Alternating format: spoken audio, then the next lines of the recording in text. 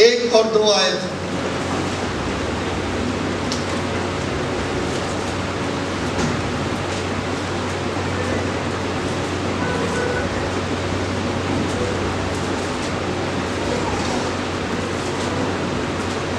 इस कारण जबकि गवाहों का ऐसा बड़ा बादल हमको घेरे हुए है, तो आओ हर एक रोकने वाली वस्तु और उलझाने वाले पाप को दूर करके वह दौड़ जिसमें हमें दौड़ना है धीरज से दौड़े, और विश्वास के कर्ता और सिद्ध करने वाले यीशु की ओर ताकते रहे, जिसने उस आनंद के लिए जो उसके आगे धरा था लज्जा की कुछ चिंता ना करके क्रूस का दुख सहा और परमेश्वर के सिंहासन की दाहिनी ओर जा बैठा।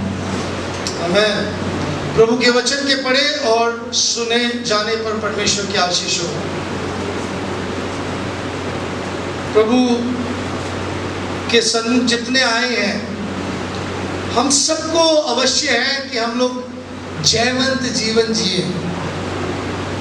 We all need victory in our life। हम सब प्रतिदिन प्रति समय विश्वासी होते हुए और एक मसीह होते हुए हमें जय के जीवन में आगे बढ़ना है, और जय जीत ये हमारे लिए है।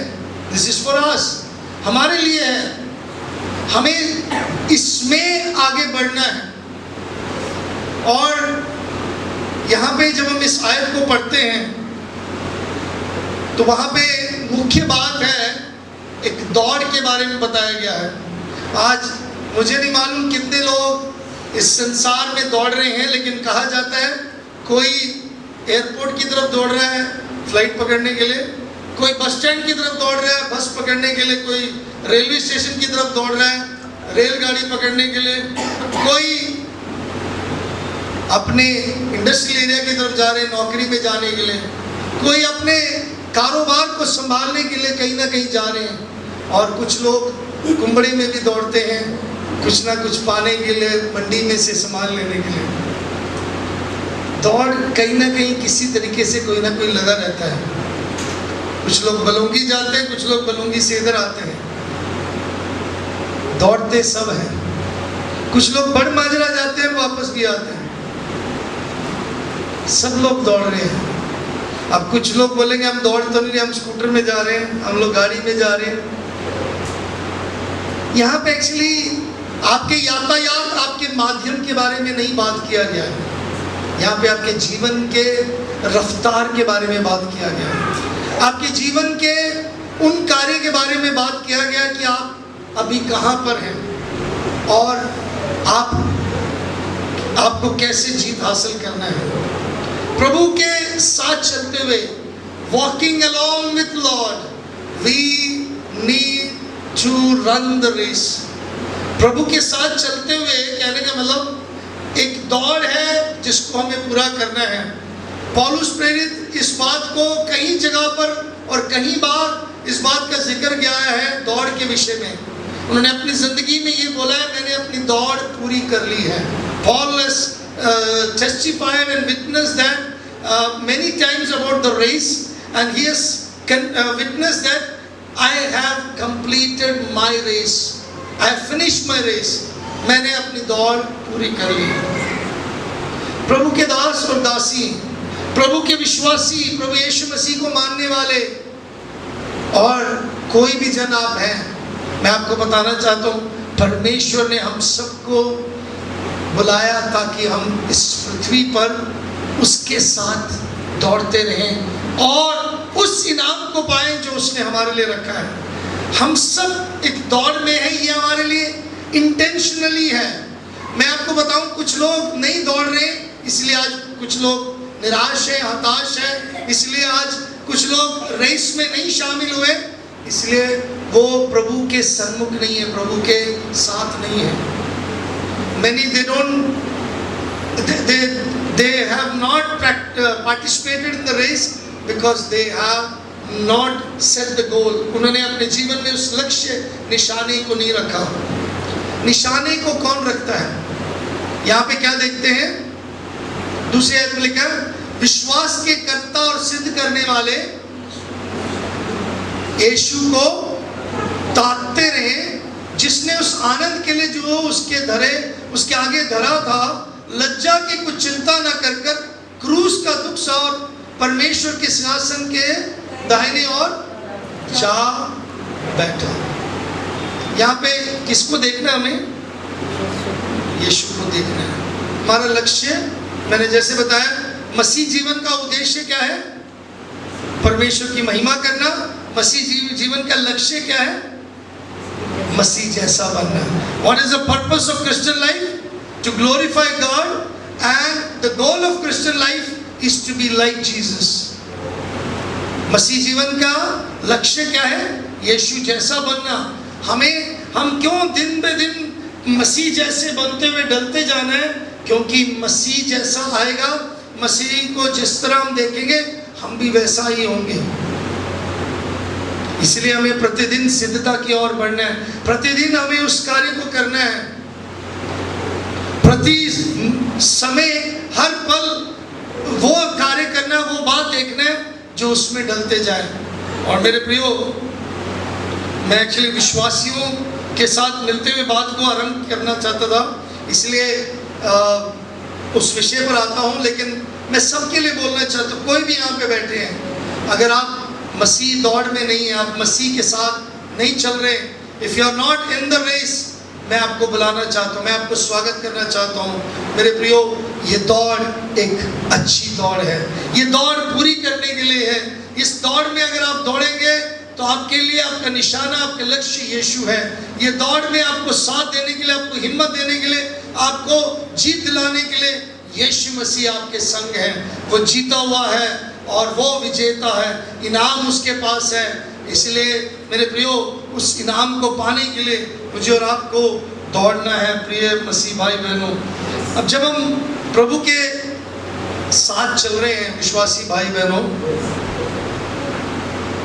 आपको पता है दौड़ में तो सभी दौड़ते हैं, दौड़ में तो सभी दौड़ते हैं, बहुत सारे दौड़ रहे हैं, 80 लोग हैं, 100 लोग हैं, सब दौड़ रहे हैं। इनाम कोई कोई पाता है, इनाम क्यों? हाँ जी, तेज दौड़ता है। वो तेज दौड़ने की वजह से नहीं, और क्या कारण हो सकता है? उसका लक्ष्य है इनाम को प्राप्त करना, उसका लक्ष्य इनाम को प्राप्त करना, वो अकेले नहीं, और क्या है? हाँ जी, धीरे से दौड़ना है। वो दौड़ का एक कैरेक्टर है, दौड़ का एक स्वभाव है, हमें धीरे से दौड़ना है। लेकिन दौड़ में जीतता कौन है? हाँ जी, किसी ने कुछ बोला? फर्स्ट आने का मतलब क्या है? जिसने निशाने को, डेस्टिनेशन पर जो पहुंच गया। मुझे और आपको निशाने तक पहुंचना है, मुझे और आपको प्रभु यीशु मसीह जैसा बनना है, मुझे और आपको उसके समान होना है। आप और मैं कई बार कहेंगे, और मैं नहीं बन सकता, मैं नहीं बन सकती। दैट्स परमेश्वर लेकिन हमसे यही चाहता है कि हम बने। आप कह रहे नहीं बन सकते, लेकिन परमेश्वर हमसे ये उम्मीद रखता है। God wants that we may be like him. इसलिए पौलुस बोलता है, मैं उसका अनुसरण करता हूं, तुम भी मेरा अनुसरण करो। I imitate Christ, you also imitate me. As I imitate Christ, you imitate me. जैसे मैं मसीह का अनुसरण करता हूँ, तुम मेरा अनुसरण करो। इसका मतलब पौलुस किसका अनुसरण कर रहा था? मसीह जैसा। मसीह जैसा, मसीह ने जैसे सिखाया, मसीह का जैसा स्वभाव, मसीह की जैसे शिक्षा, मसीह ने जैसे बताया, अगर हम अपने जीवन में वैसा करेंगे तो हम उसके समान हो जाएंगे और उस लक्ष्य, उस निशाने पर पहुंचने पाएंगे। आज मेरा आपके सन्मुख ये बताना है, हम जीत कैसे हासिल कर सकते हैं और जीत किसके ऊपर हासिल करना है। दौड़ में सभी दौड़ते हैं, लेकिन वही जीतता है जो निशाने पर पहुंचता है। लेकिन एक और खूबसूरत बात है जो इस आयत के अनुसार मैं बताना चाहता हूँ। 12वें अध्याय पहली आयत के अनुसार, जो ज़्यादा भार लेके नहीं दौड़ता, विक्ट्री ओवर एक्सेस बैगेज। मैं थाईलैंड से जब मैं वापस आ रहा था, तो मैं मुंबई एयरपोर्ट से जो मेरा कनेक्टिंग फ्लाइट था इधर आने के लिए, चंडीगढ़ आने के लिए, मैंने देखा एक माता जी और उनके पीछे 2 बच्चे, लेडी नहीं है माता जी। माता जी ने मतलब बैग इतना संभाला हुआ था और वो चेक इन में लेके आ रहे थे। तो जैसे चेक इन काउंटर, आप कईयों को पता होगा फ्लाइट में जब जाते हैं, जब चेक इन में आते हैं तो उतना ही सामान अलाउड किया जाता है। तो माता जी ने एक इधर रखा बैग, एक इधर बैग, और फिर खाने का सामान भी था। तो सब लोग उनको कह रहे इतना सामान क्यों लेके जा रहे हैं? कहते मेरी बेटी ने मंगाया ये सामान वो सामान। अब वो जब वो हम चेक इन में आते हैं, एक तो चेक इन बैगेज चला जाता है वो अलग, उसके बाद हमारा जब what we call it extra D, मतलब जब वो सारा पूरा जो बैगेज है जो हम लोग कैरी करते हैं, कैरी जो करते हैं उसको जब वो जांच करते हैं तो इनका भी बोर्डिंग पास मिलने से पहले इनको जो जांच कर रहे थे तो उन्होंने देखा खाने का सामान सब इनके थैले में था, खाने का सामान इनके थैले में था। तो कुछ तो उन्होंने मना किया, कुछ लेने के लिए अलाउ किया। तो बाद में वो काफ़ी बोल रहे थे इतने मुश्किल से मैं लेके आया हूँ, इतना बना के लेके आया हूँ, है ना। लेकिन जब भार कितना अलाउड है, एक विमान 7 किलो आप अपने साथ लेके जा सकते हैं मिनिमम, और मैक्सिमम 7 किलो आप अपने साथ अपने बैग में अंदर लेके जा सकते हो विमान के अंदर। फिर उनका जो लगेज जहाँ रखा जाता है, जिसको बोलते हैं जहाँ पे उनका जो सामान है, सामग्री रखा जाता है, वहाँ एक व्यक्ति का 15 किलो अलाउड है। तो 15 किलो से ज़्यादा है तो वो क्या करेंगे, वो निकाल देंगे। तो मैंने सोचा मैं ध्यान रखूँगा, आगे से मैं भी ध्यान रखूँगा कोई बाहर ना बढ़ाएं ताकि मुझे मुश्किल आ जाए। और उस लेडी को उस दिन फाइन लगा, ज़्यादा बाहर होने से फाइन लगा। अब मैं रिसेंटली जब मैं केरला से वापस आ रहा था, है ना, कुछ सामान कुछ लोगों को मिला, कुछ लोगों को नहीं मिला, चाहे वो आप लोगों ने उसको लेकर आना। पहुंचा बैंगलोर एयरपोर्ट से, जब मेरा चेक इन होने वाला था तो देखा मेरा वेट जो है 17 किलो था। कितना था? 17 किलो। तो मैंने क्या किया, कुछ कपड़े उतारे, मतलब उसमें से निकाले, और कुछ को मैंने पहन लिया। और मैंने कुछ क्या किया, वो जो सामान था, जो खाने का कुछ सामान था, वो मैंने एक और थैले में डाला और 2 थैले पकड़े। जबकि मैं डर रहा था कि वो कहीं कहें कि ये आपके 7 किलो में नहीं है, बट शुक्र है कि 7 किलो में वो चला गया। 15 किलो का मैंने 15 किलो बराबर किया, नहीं तो मुझे भी फाइन देना पड़ेगा। अनजाने में भी मैं और आप कई बार एक्स्ट्रा बार लेके घूमते हैं। वो बार किस चीज़ का है आपको मालूम है? आपके मकान का भार, बोझ, आपके बच्चों का बोझ, आपके कर्जे का बोझ, आपकी जिंदगी का किसी भी विषय को जिसको आप बोझ और भार बनाकर अपने जीवन में लेके घूम रहे हो, जिनके चेहरे अभी भी ऐसे लग रहे हैं जैसे वो मतलब उससे दबे हुए हैं। और मैं, जैसे बहन ने गवाही दिया कि हे बोझ से दबे हुए लोगों, मेरे पास आओ, मैं तुम्हें आराम दूंगा।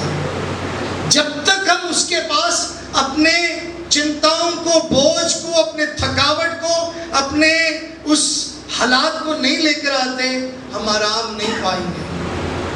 तो यहाँ पे 2 बातें बताया गया है, याद रखिएगा। जब भी आप सफर करें, कम लगेज लेके जाना, कितना कम सामान लेके जाना। अतिरिक्त सामान हमेशा आपके यात्रा को मुश्किल कर देता है, खासतौर पर विमान यात्रा, फिर रेलगाड़ी, कोई भी यात्रा हो। अगर आपके पास सामान ज़्यादा है, आप उसको ढोते रहोगे, उसको संभालते रहोगे, उसको लेके घूमते रहोगे, कहाँ रखोगे? इसी प्रकार मसीह जीवन में आपको बताना चाहता हूँ, फालतू के टेंशन मत लेके घूमो। अननेसेसरी बैगेज जो है आपके जीवन में नहीं होना चाहिए। वो कौन सा है? वो किस प्रकार का भार है? जो वचन हमें बताता है कि इस कारण अब वो एक कनेक्ट कर रहे हैं, 11वें अध्याय का कनेक्शन है। लिखा है जबकि गवाहों का ऐसा बड़ा बादल हमको घेरे हुए हैं तो आओ हम। सो सबको बुलाया गया, आप सबको निमंत्रण है। गवाही सुना है, चांदनी बहन का गवाही, मेरी गवाही, किस किस की गवाही नहीं सुना? हर महीने सुनते हैं, हर बारी सुनते हैं।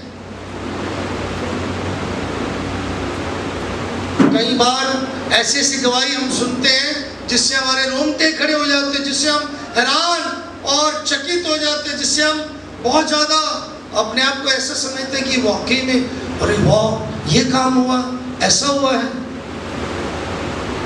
फिर भी हमारे सामने जब आ जाते हैं कुछ काम जो रुकावट देते हैं, जो हमें रोकते हैं, हम उसको दूर नहीं करते हैं। यहाँ पे दो काम बताए गए जो परमेश्वर ने मुझे और आपको करने के लिए बताया। हाँ जी, कुछ काम मुझे और आपको करना है। मैं एक्चुअली एक और विषय मनन कर रहा हूँ, वो नेक्स्ट संडे के लिए, फर्स्ट संडे के लिए। उसमें मुझे एक बड़ी खूबसूरत बात लगी और वो नेक्स्ट संडे बताऊंगा। अभी बता दिया तो फिर खत्म हो जाएगा उसमें। बट द वन थिंग, परमेश्वर के सामने हम सब बराबर हैं। परमेश्वर के सामने हम सब बराबर है। परमेश्वर श्यामानंद जी को या फिर गोल्डी बाई को, दोनों को अलग अलग तरीके से नहीं देखते। उन्होंने जब प्रेम किया, बराबर प्रेम किया। उन्होंने जो अनुग्रह दिया, बराबर दिया। अब कौन कैसा इस्तेमाल करते हैं वो उनके ऊपर निर्भर है। उसको कैसे ग्रहण करते हैं उनके ऊपर निर्भर है। उसको कैसे लेकर उसके ऊपर कितना विश्वास करते हैं वो उनके ऊपर निर्भर है। परमेश्वर की गलती नहीं है।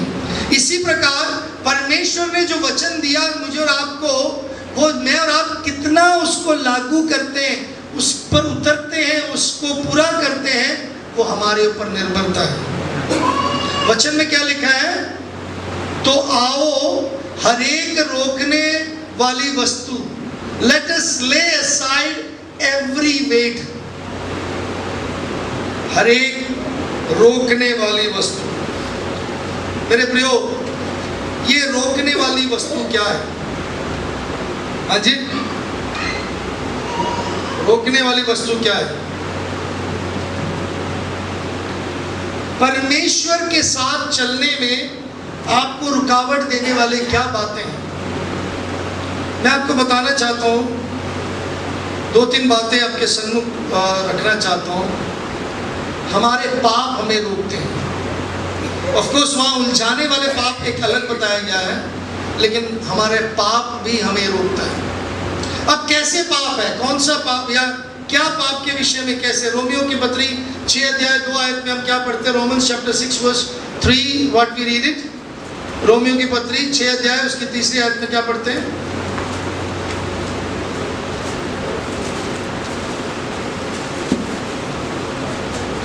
तो क्या हम नहीं जानते कि हम सब जिन्होंने मसीह यीशु का बपतिस्मा लिया उसकी मृत्यु का बपतिस्मा लिया। Second verse chapter 6 verse 2। कदापि नहीं। हाँ। हम जब पाप के लिए मर गए तो फिर आगे को उसमें कैसे जीवन बिताए? हाँ, जब हम पाप के लिए मर गए फिर पाप में क्यों कंटिन्यू रहना है? फिर इसका 6 का 6, हम जानते हैं कि हमारा पुराना मनुष्य तब उसके साथ क्रूस पर चढ़ाया गया ताकि पाप का शरीर व्यर्थ हो जाए और हम आगे को पाप के दास्तव में ना रहें। 6 के 12। इसलिए पाप तुम्हारे नश्वर शरीर में राज्य ना करे कि तुम उसकी लालसाओं से अधिक ना रहो। अधीन ना रहो, कि यू डोंट बी योक्ड। और 14 है, तब तुम पर पाप की प्रभुता नहीं होगी क्योंकि तुम व्यवस्था के अधीन नहीं वरन अनुग्रह के अधीन हो। आमीन। हमने इन वचनों को पढ़ा, इसका मतलब क्या है? ये क्या हमें सिखाते हैं? सोचना कि जो रोकने, जो भार है वो पाप का भार, हमने उसको त्यागना है, हमने उसको छोड़ना है। ऐसे भार हैं जो हमें तकलीफ देते हैं, ऐसे चिंताएं हैं जो हमें रोकते हैं, किसी ने इस प्रकार कहा या ऐसा लिखा, मैंने पढ़ा कि अलग अलग प्रकार के भार लेकर आज विश्वासी घूम रहे हैं।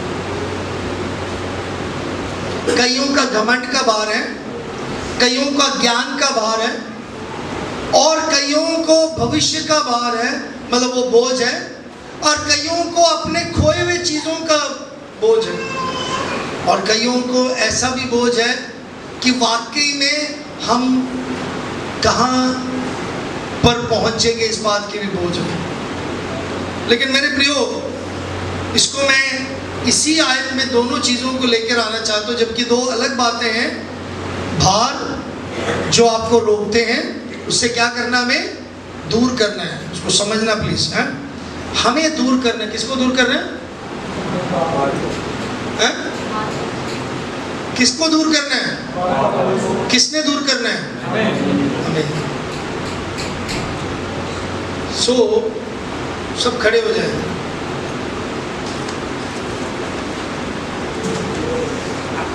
सब खड़े हो जाए। बाइबल नीचे रख लें।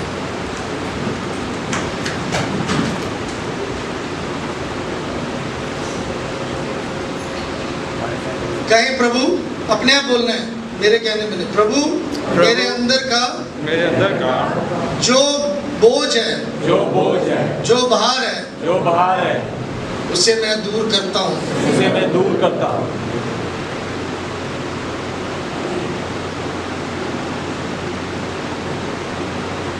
आपको पता आपने कौन सा भार दूर किया है? You confess yourself. आप खुद करें।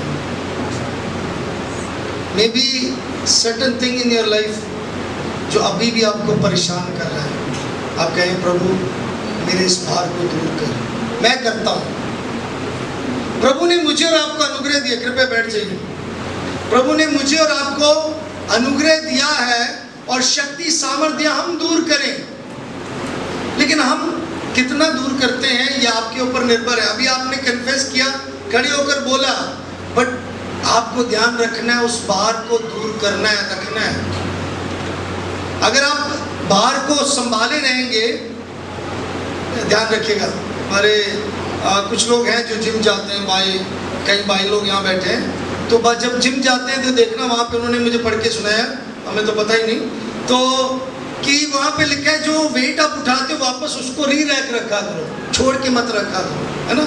इसका मतलब क्या है, वो वेट जो है अगर आप कहीं जगह छोड़ देते हो आपके पैर में, हाथ में गिर सकता है। जो भार है अगर आप उसको दूर नहीं करोगे वो आपके ऊपर गिर जाएगा और आपको नुकसान पहुंचेगा। अगर आप चिंताओं को लेकर घूम रहे हो, अगर आप बोझ को लेकर अपने सिर पे लेके घूम रहे हो, उससे ही आपका सिर दर्द, उसी से आपका टेंशन, उसी से आपकी बीमारी है, उसी से आपको हार्ट प्रॉब्लम हो सकता है, उसी के द्वारा आप परेशान रहते हो।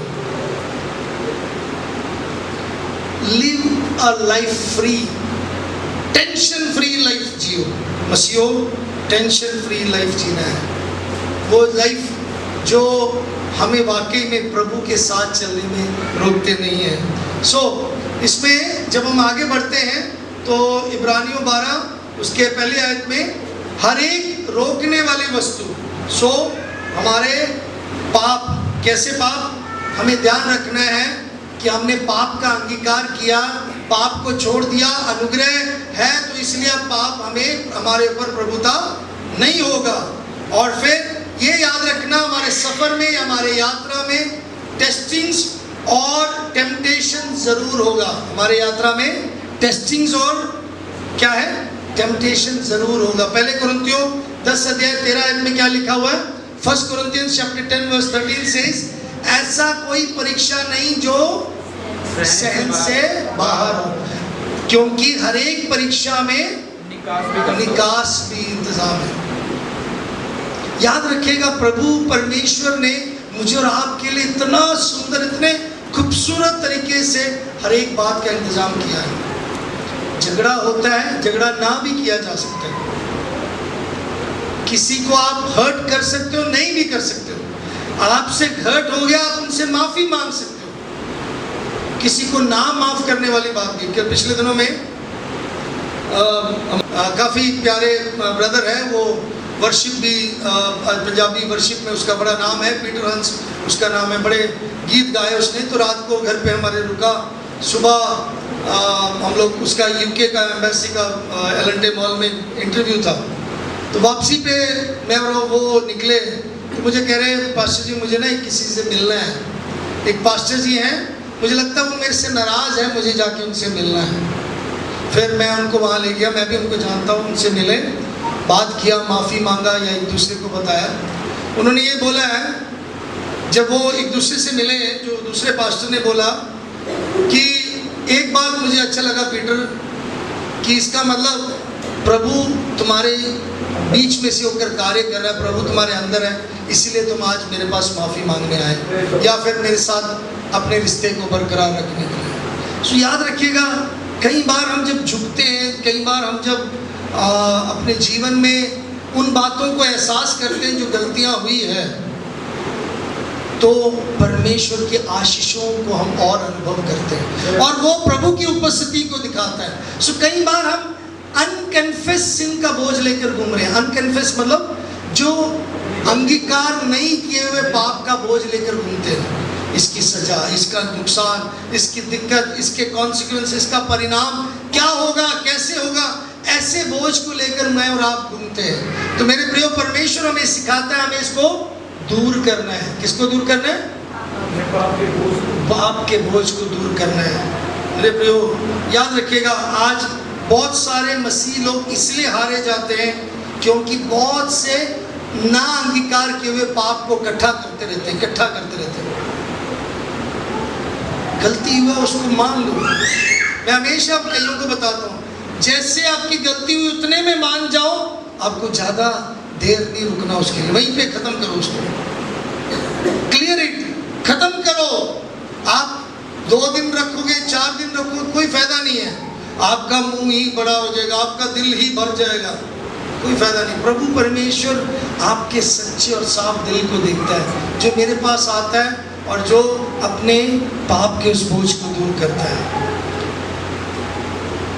आपको याद होना चाहिए पाप क्या करता है, पाप क्या करता है। मैंने आपको बताया, मैं एक्चुअली समय की कमी की वजह से दोनों को इकट्ठे लेके आ रहा हूँ। उलझाने वाले पाप, अब यहाँ पे एक बात मैं समझाते हुए बताना चाहता हूँ, उलझाने वाले पाप कौन से होते हैं। आप लोगों को थोड़ा सा बोरिंग सा लगेगा क्योंकि पाप के विषय में आज प्रचारक नहीं प्रचार करते हैं, आज चर्चों में नहीं प्रचार किया जाता है, लेकिन बहुत ज़रूरी है प्रचार करना, बहुत अहम विषय है। क्योंकि पाप से दूर होना, पाप के ऊपर जय प्राप्त करना, आज विश्वासी व्यक्तिगत रूप में स्ट्रगल कर रहे हैं, वो संघर्ष कर रहे हैं, उनको ज़रूरत है, मुझे बताइए कैसे मैं करूं, ये पाप है, वैसे पाप है, और फिर बड़े पाप होने के बाद फिर जाके बताते हैं कि ये ऐसा हुआ, ऐसा हुआ। वाई, क्यों ऐसा? जब आपके सन्मुख उसका उत्तर है, उसका परिणाम का एक आपके पास उपाय बताया गया, तो हमें ध्यान देना है। सो पाप क्या करता है? जल्दी से जल्दी 2-3 बातें। अगर पाप में आप बने रहेंगे, पाप आपको बिगाड़ देगा, खराब कर देता है। इट करप्ट्स मतलब खराब कैसे करता है? वो आपको परमेश्वर से दूर करता है। जब आप इस संसार में बात करते लगते हो, संसार के साथ जुड़ जाते हो, संसार आपको परमेश्वर से दूर करता है, याद रखिएगा, आपको मसीह जैसा है। दूसरी बात, पाप आपके ऊपर नियंत्रण करता है। जैसे नशा, एडिक्शन होता है, नशा होता है ना, लेकिन नशा तो चलो एक नशे की बात बताए, लेकिन पाप उससे भी ज्यादा नियंत्रण करता है। It will control you like anything. Billy Sunday ने इस प्रकार बोला, पाप का बढ़ने का कारण क्या है? वन रीजन सिन फ्लरिशेस, वो इसलिए है क्योंकि बहुत सारे लोग पाप को क्रीम पफ की तरह इस्तेमाल करते हैं, आइसक्रीम की तरह। बहुत अच्छा, बहुत अच्छा, ऐसे चाटते रहते हैं। बस्किन रॉबिन्स में जाओ, आप मैकडोनल्ड्स में जाओ, आपका आइसक्रीम इतना टेस्टी, वाडीलाल का आइसक्रीम खा लो, है ना। आप इसका चाहे वेरका का आइसक्रीम ले लो, चाहे अमूल का आइसक्रीम ले लो, आइसक्रीम तो बड़े बड़े हैं, है ना। कितना अच्छा, हम उसको लिख करके उसको कितना स्वाद उठाते हैं। ऐसे ही बहुत सारे लोग पाप का स्वाद उठाते हैं, उसके साथ उसके साथ कट नहीं करते। एंड बिली संडे ने अंग्रेजी में इस प्रकार है, because many they treat like cream puff instead of rattlesnake. सांप जो है, रैटल स्नेक जो है, वो खत्म कर देता है, या फिर वो उसको उसके अंदर क्या है, रैटल स्नेक में पॉइजन होता है। क्या होता है? जहर होता है। हम जहर समझते नहीं है कि पाप एक जहर है, फैलता जाता है। पाप एक जहर है, फैलता जाता है। जैसे मैंने कई बार बताया, फिंसी अगर आप सही समय पर उसका इलाज कर दो ठीक है, उसको खरोचते रहोगे, उसको छेड़ते रहोगे, वो बड़ा फोड़ा बन जाएगा। क्या बन जाएगा? फिर आपको चीरा देना पड़ेगा। बढ़िया है कि पाप छोटा है, जैसे कम है, उसका ट्रीटमेंट कर दो, उसको इलाज कर दो, उसको छोड़ दो, उसको त्याग दो। अदरवाइज वो आपको बिगाड़ देगा, वो आपके ऊपर नियंत्रण करेगा और वो आपकी जिंदगी को बदल देगा। है? पाप जिंदगी को बदल देगा। होशिया नबी की पुस्तक उसका 13 अध्याय उसकी दूसरी आयत में लिखा है, and now they sin more and more. जब उन्होंने पाप करना शुरू किया, इजरायलियों ने पाप के ऊपर पाप करते रहे। पाप आपके जीवन में इतना फंस जाता है कि कई लोगों को पाप के बारे में कोई ध्यान ही नहीं रहता। आपको प्रभु से दूर लेके जाता है। याद रखिएगा, पाप आपको पुरानी जिंदगी में ले जाएगा। क्यों? क्योंकि पाप बेवकूफी है। पाप क्या है? हाँ जी, सिन इज स्टूपिड। स्टूपिड का हिंदी क्या है? मूर्खता है। पाप मूर्खता है। एक्चुअली बहुत सारे लोग जो गुनाह करते हैं, गलती करते हैं, वो मूर्खता ही करते हैं। वो क्या करते हैं? मूर्खता ही करते हैं। और एक बात और याद रखना, पाप अगर हम सही समय पर ना उसको देखा जाए तो वो हमें मार देता है, वो हमें खत्म कर देता है। Sin will kill us if we are not dealing it. अगर आप उसको दूर नहीं करेंगे, अब अगर आप उस बोझ को रोकेंगे नहीं, आप उसको छोड़ेंगे नहीं, वो आपको खत्म कर देगा, वो आपके ऊपर हावी हो जाएगा। इसलिए मसीह भाई बहनों, मसीह विश्वासियों, प्रतिदिन जय में जाना है, प्रतिदिन उसके ऊपर ओवरकम करना है, उसके ऊपर जय प्राप्त करना है। आपने हमेशा उस बोझ को जो आपको रोकता है उससे दूर करना है। और उलझाने वाले पाप, मैं बता रहा था पहले शुरुआत में, मतलब अभी बीच में, उलझाने वाले पाप कौन से होते हैं? वो पाप जो जल्दी, जो बार बार हम कर जाते हैं, जिसके हम प्रोन टू होते हैं, जिसको हमारे अंदर, जिसके प्रति, या फिर एक ट्रांसलेशन में उसका बड़ा क्लियर बताया गया है, जल्दी पकड़ में आने वाली गलतियां। जैसे कईयों को आदत है झूठ बोलने में, एक झूठ बोला, दूसरा झूठ बोला। मैं कुछ उदाहरण भी आपको बताऊंगा जल्दी जल्दी, आप ज़रूर इसको पढ़ना, मतलब इसको ध्यान देना बहुत ज़रूरी है। और आज हमारा वो भी नहीं, कंप्यूटर भी नहीं चल रहा, so but still I will give you few things.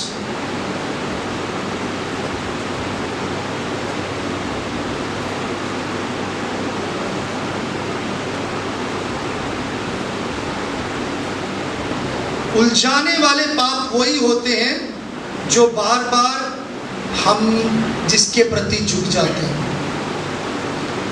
अब बहुत सारे लोग किस प्रकार उलझाए जाते हैं या किस प्रकार गिर जाते हैं?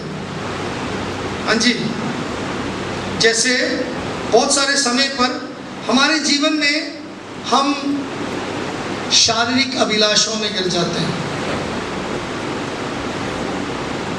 और ना सिर्फ शारीरिक अभिलाषा, जब अब्राहम की बात आई तो उसने और याकूब ने क्या बोला? अपनी पत्नियों के बारे में झूठ बोला दोनों ने। तो झूठ बोलने का एक बार बार आदत है। कई लोगों को डींग मारने का एक आदत है। कई लोगों को किसी के प्रति चुगली करने का एक आदत है। बार बार चुगलियां करते रहते हैं, वो रह नहीं सकते उसके बिना। सो उलझाने वाले पाप यही है जो बार बार जिसमें हम गिर जाते हैं, ऐसा बोल सकते हैं। द सिन दैट एंटेंगल्स, ऐसे एक ट्रांसलेशन में लिखा है, the sin that entangles soon is ensnare soon, जो जल्दी से जल्दी जिसमें गिर जाते हैं, ऐसा पाप, उससे क्या करना है? दूर रहना है। कईयों को पता है ये मेरी कमजोरी है, मुझे घर पे रहने से मुझे ये प्रॉब्लम आ सकते हैं, लेकिन मैं चर्च जाता हूँ, मैं तगड़ा होता हूँ, मैं वचन सुनता हूँ, तगड़ा होता हूँ, फिर भी चर्च आना छोड़ देते हैं। विरोधी तो नहीं चाहता, आपका दुश्मन शैतान नहीं चाहता, लेकिन आप फिर भी उसके बहकावे में आकर रुक जाते हो। आपको क्या करना है? उसको दूर करना है, उसके ऊपर जय प्राप्त कर कर आना है चर्च। कई बार हमारे सामने जो विषय है उसको हमें पता है ये हम नहीं कर सकते, लेकिन फिर भी हम क्या करते हैं? हम फिर भी उसके पीछे उसको उस तरीके से लेते हैं जिस प्रकार हमें लेना चाहिए, वैसे नहीं लेते। जब हम इस आयत को पढ़ते हैं, मेरे साथ जल्दी जल्दी निकालें, पहले यूहन्ना 1:8, पहले यूहन्ना 1 John 1:8।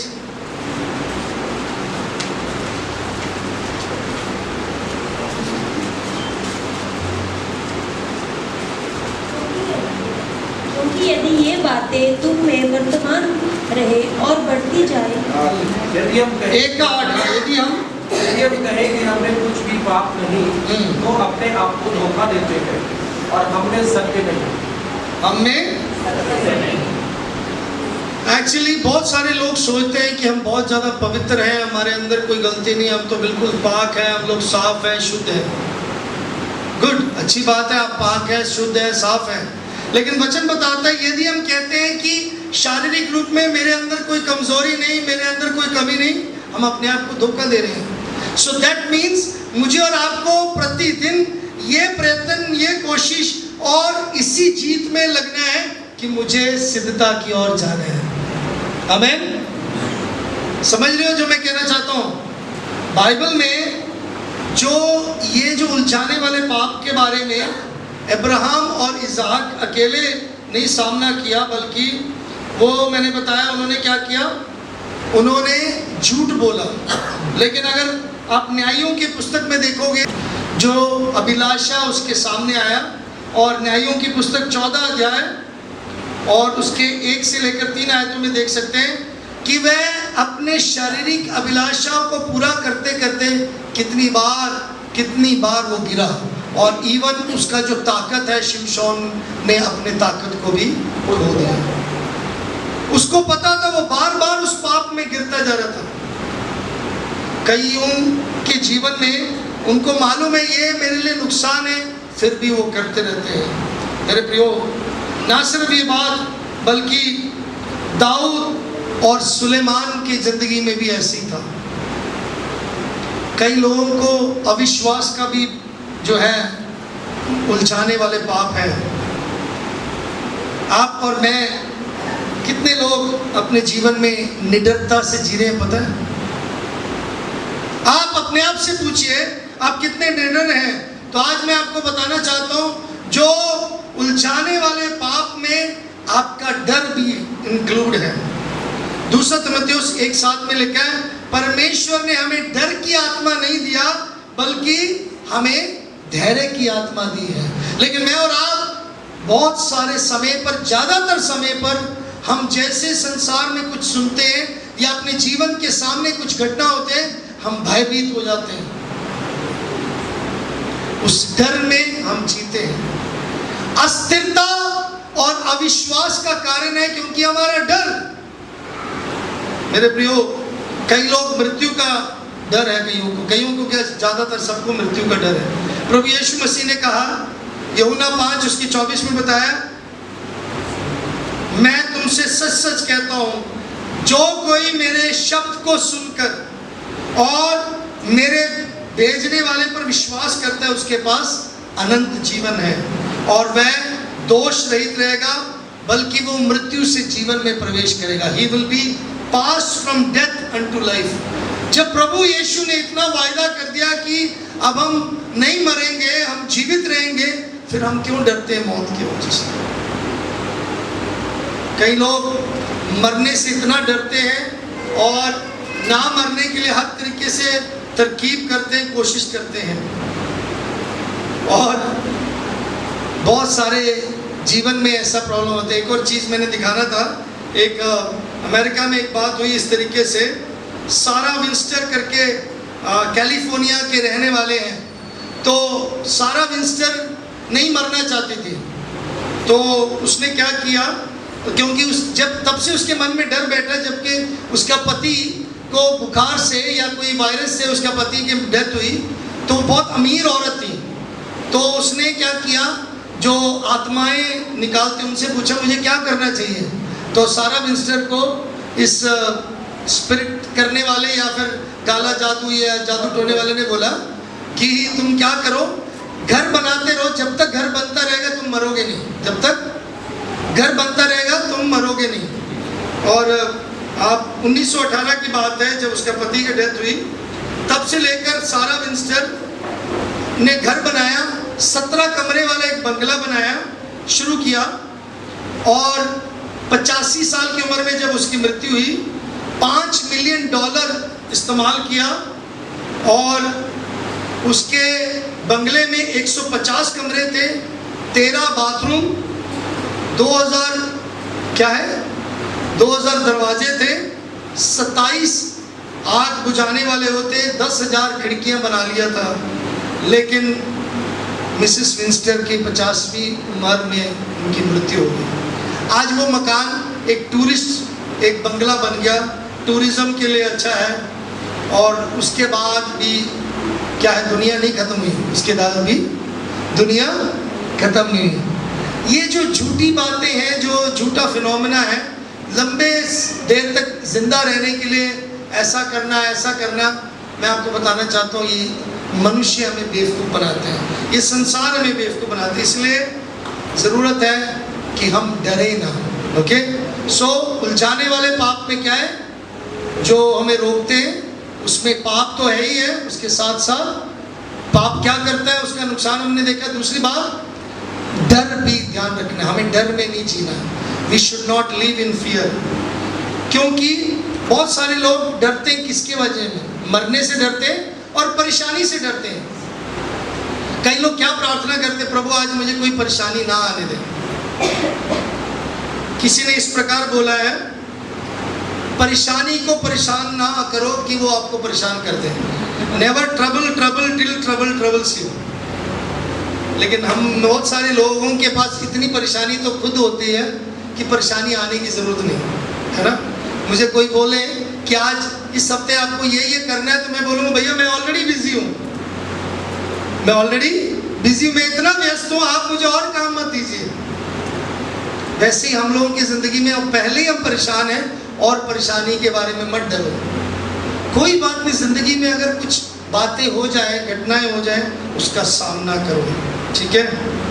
और हमारे जो अतिरिक्त भार है या अतिरिक्त सामान हमारे पास है, वो शक का भी है। वो क्या है? शक का, अनबिलीफ का। मेरे पास समय बहुत कम है, मैं ऑलरेडी समय से ऊपर जा चुका हूँ। मैंने बताया आपको कि ये जो अविश्वास का या शक का जो भार है या जो पाप है, ये हमें दूर करना है। बहुत सारे समय पर मैं और आप विश्वास नहीं करते कि प्रभु कर सकता है कि नहीं।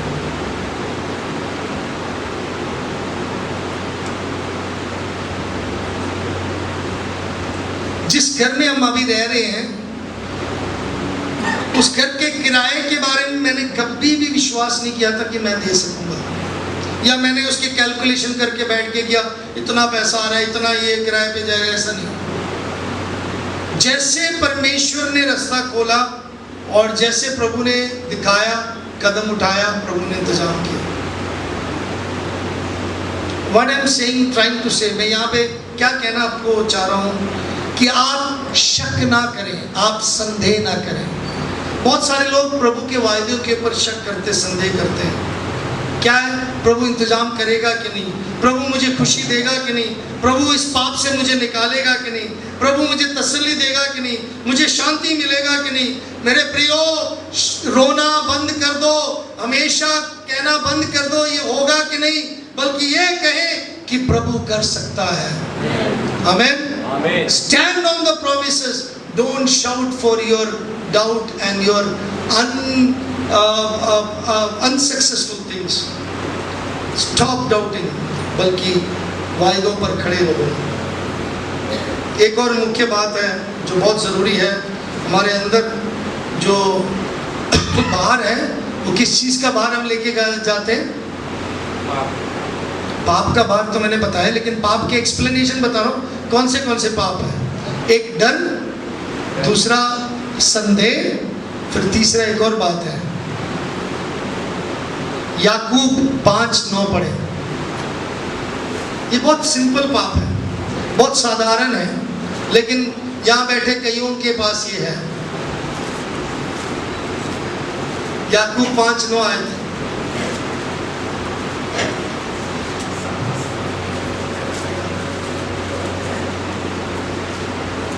याकूब 5:9 है, जल्दी जल्दी पढ़े।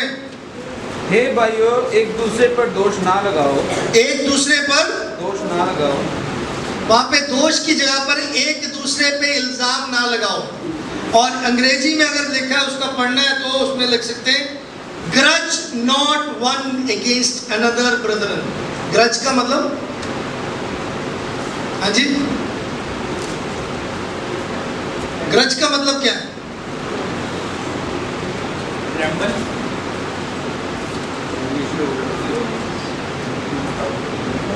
एक दूसरे के प्रति ईर्ष्या मत रखो। क्या लेगा? ईर्ष्या मत रखो। आज जो आयतें बच्चों ने बोला उसमें से पहली आयत क्या था? मतलब पहला हुक्म क्या है? कि मुझे छोड़ किसी दूसरे को। उससे पहले एक और आयत थी जो उन्होंने बोला,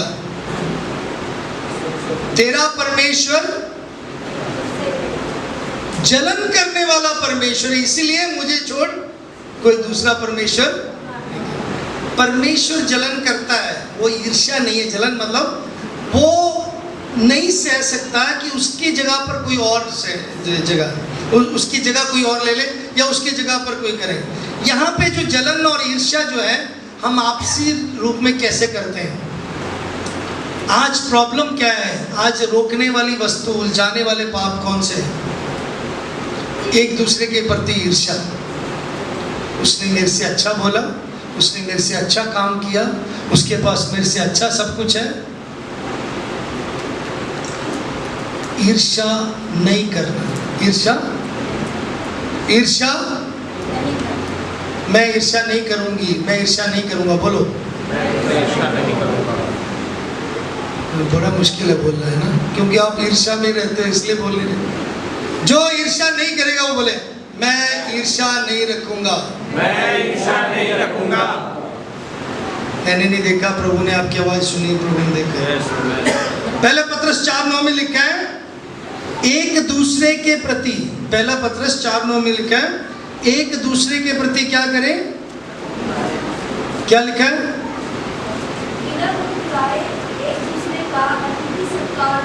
बिना कुड़कुड़ाए एक दूसरे का। ये कहाँ से आ गया? कब आ गया? क्यों फोन आ गया इसका? अरे मुश्किल हो गया, इसने बता के नहीं आए। ज़्यादातर लोग दुखी हुए थे जब पास्टर बता के ना आए। पास्टर जी आपने बताया नहीं, घर ठीक नहीं किया, हमारा प्रॉब्लम नहीं है ठीक हुआ, अभी चाय पिलाने के लिए पैसे नहीं है। Don't grudge.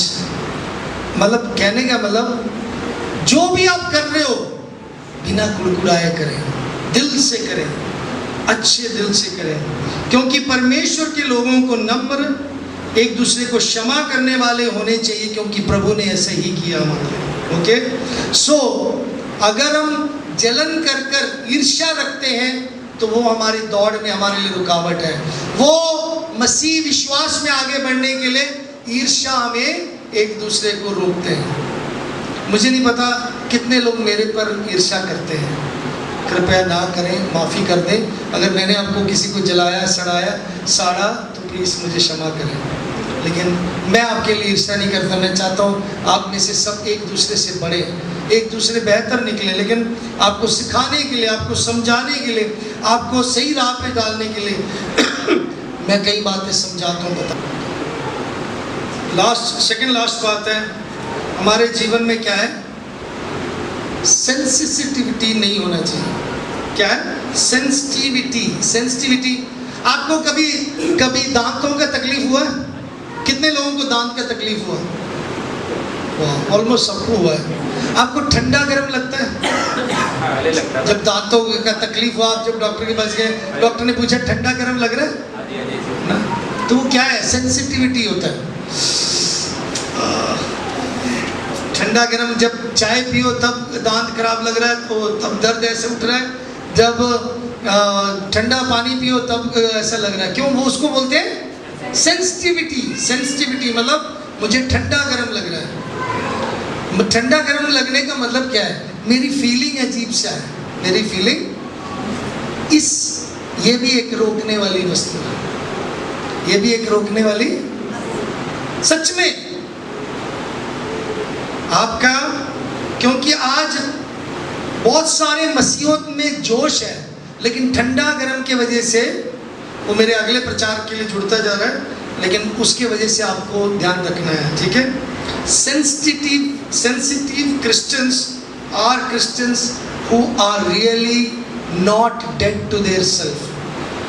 वो ठंडा गर्म लगने वाले मसीह वो लोग हैं जो अभी तक अपने आप के लिए नहीं मरे, अपने आपे को नहीं मारा, अपने सेल्फ को नहीं मारा, अपने शरीर को नहीं मारा। उसने मुझे कैसे दिया उसको नहीं मालूम। मैं आज कोट पहन के आया, मैं आज अच्छा कपड़े पहन के आया, उसने मुझे टोक कैसे दिया, उसने मुझे बोल कैसे दिया। मैं सफाई करने के लिए आया, मैं खाना बनाने के लिए आया। कई बार हम कई चीजों को इतना ज्यादा फील कर जाते हैं। क्या करते हैं? फील कर जाते हैं। क्या कर जाते हैं? जब मैं बोल रहा हूँ फील, कुछ लोग पीछे मुड़ के देख रहे हैं, पता नहीं किसको बोल रहे हैं। आप अपने लिए सोच के देखो। याद रखिएगा, जीवन में कुछ पाना है तो, अगर प्रभु से कुछ पाना है, अपने आप को कम करो, अपने खुदी का इनकार करो, अपने क्रूस उठाओ, और तब आप आगे बढ़ेंगे जब आप सरेंडर लाइफ जिएंगे। याद रखिएगा, हमेशा समर्पित। यहाँ पे रोमियो की पत्री में बड़े स्पष्ट रूप में लिखा हुआ है कि अपने शरीरों को जीवित, पवित्र, भावता हुआ करके, बलिदान करके चढ़ाओ। ये तुम्हारी आत्मिक सेवा है। You should give yourself. पहले कोरिन्थियों 13:1 में लिखा है, घमंड मत करो, जो तुम्हारे पास है उससे घमंड मत करो। बल्कि भजन संहिता 119 में भी बताया गया कि जो कोई प्रभु के व्यवस्था से प्रेम करता है वो प्रभु से जुड़ा रहता है। जो अतिरिक्त, जो ज्यादा बोझ है वो क्या है? हमारा पाप है, जो उसमें उलझाने वाले पाप मैंने बताया कौन से। दूसरा हमारे डर हैं, और पाप क्या कर सकते हो मैंने बताया, हमारा संदेह है। और चौथी बात मैंने क्या बताया? हाँ जी, ईर्ष्या नहीं रखना चाहिए। क्या नहीं रखना चाहिए? ईर्ष्या। और पांचवी बात मैंने क्या बताया? सेंसिटिविटी। हमें ठंडा गर्म नहीं होना चाहिए। कई बार बोलते हैं, पास्टर जी ने आज मुझे ये बात नहीं बोला, मेरे साथ ये नहीं बोला, मेरे से शेयर नहीं किया, बड़ी जल्दी सेंसिटिव हो जाते हैं। ये रोकने वाली वस्तु है। आपको प्रभु के साथ नहीं दौड़ सकते अगर आप इन ख्यालों को, इन ठंडा गर्म चीज़ को ले, मतलब हालात को, स्वभाव को लेके जाएंगे, आप नहीं बढ़ सकते। याद रखिएगा, प्रभु के सन्मुख जाइएगा, प्रभु के लिए हमेशा इस्तेमाल हो जाएगा, क्योंकि हमें प्रभु के दौड़ में दौड़ना है और उस इनाम को पाना है जो उसने हमारे लिए रखा है। मेरे प्रियो, याद रखिएगा, अगर आप बोझ लेकर घूमेंगे, ज़्यादा भार लेके जाएंगे, तो मेरे प्रियो आप दौड़ में नहीं जीत सकते। उसको उतार दो, उसको फेंक दो, उसको छोड़ दो, उसको निकाल दो, उसको काट दो, उसको त्याग दो। ये आपका काम है, ये मेरा काम है। ये प्रभु ने आपके हाथ पकड़ के नहीं करवाना, आपको खुद करना है। You live it, you forsake it, you forget it, you forgive it, you let it down, let it go, then you will be successful. तब आप जयवंत होंगे। मुझे चर्च जाना है सुबह, लेकिन मुझे बुलाहट आ गया दोस्तों के साथ, नहीं मुझे ना बोलना है, मुझे चर्च जाना है, सुबह कोई आया घर पे, उनको बोलना आओ हमारे साथ चर्च चले, हम भी आराधना कर रहे हैं। मुझे प्रभु की आराधना करना, बाइबल पढ़ना, साथ में फोन कॉल आ गया, साथ में कुछ हो गया, आप रुक जाइए, मुझे प्रभु का वचन अध्ययन करना है, मुझे प्रभु की सेवा के लिए देना है, और इस महीने इतना खर्चा है, इतना सब कुछ है। आप प्रभु के लिए पहला दे के देखिए, वो खर्चा आपका अपने आप पूरा होगा। आप प्रभु के लिए करके देखिए। याद रखिएगा, यशायाह नबी में लिखा है, उसके 61 अध्याय 3री आयत, हम सब उसको ध्यान से सुनेंगे और पढ़ेंगे भी। यशायाह 61 उसकी 3री आयत, आइज़ाया चैप्टर 61 वर्स 3, यशायाह 61 उसकी 3री आयत, आखिरी आयत।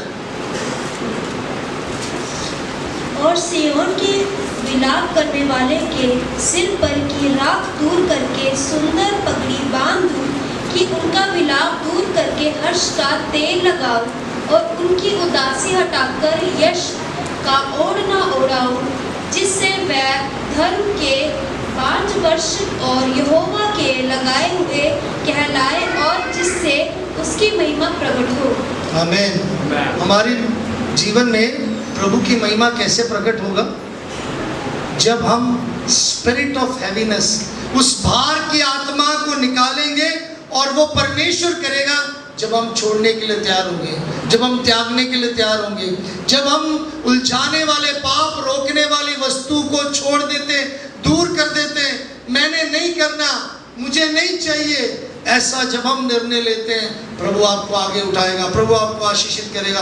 मेरे प्रियो, दौड़ में तो सभी दौड़ते हैं, इनाम पाने के लिए दौड़ो, बिना रुकावट के, बिना बोझ के दौड़ो, बिना भार के दौड़ो, बिना पाप के दौड़ो। प्रभु आपको सचमुच जीत दिलाएगा, वो इनाम आप प्राप्त करेंगे जो प्रभु यीशु मसीह के साथ के नाम से आपको मिलेगा। उस इनाम को पाने के लिए अपनी तैयारी करो, अपने आप को समर्पित करो, परमेश्वर आपको आशीषित करे। मेरे प्रियो, हम धीरे से दौड़ें, यीशु को ताकते हुए दौड़ें, उसमें कोई कमी नहीं, उसमें कोई झुरी नहीं, उसमें कोई कमजोरी नहीं। हमें दौड़ में रोकने वाली वस्तु, जो भार है, जो अतिरिक्त भार है, जो ज़्यादा भार है, उसको दूर करना है, उसको हटाना है, उसको दूर करना है। हम सब अपने पैरों पर खड़े हो जाएंगे।